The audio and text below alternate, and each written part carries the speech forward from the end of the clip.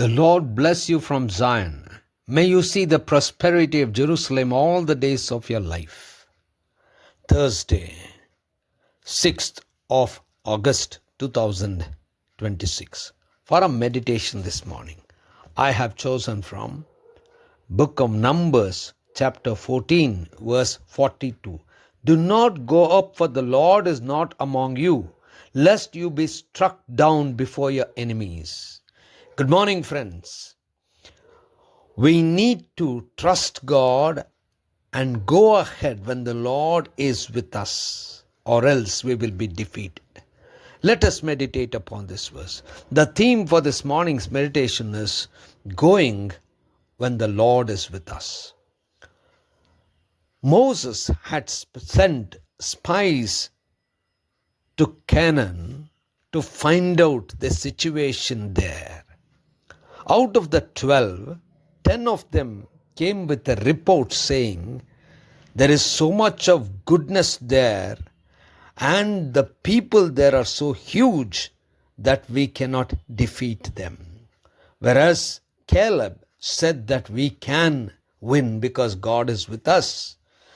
Caleb and Joshua were the only two who trusted the power of God more than the power of the people there. But then all the people believed the 10 and rebelled against Moses.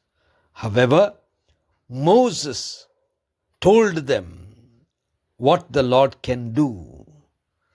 But then the plague came upon them, and all of the 10 who had brought a bad report died in the plague. After which the people of Israel said that they would want to go, for the Lord will give victory to them.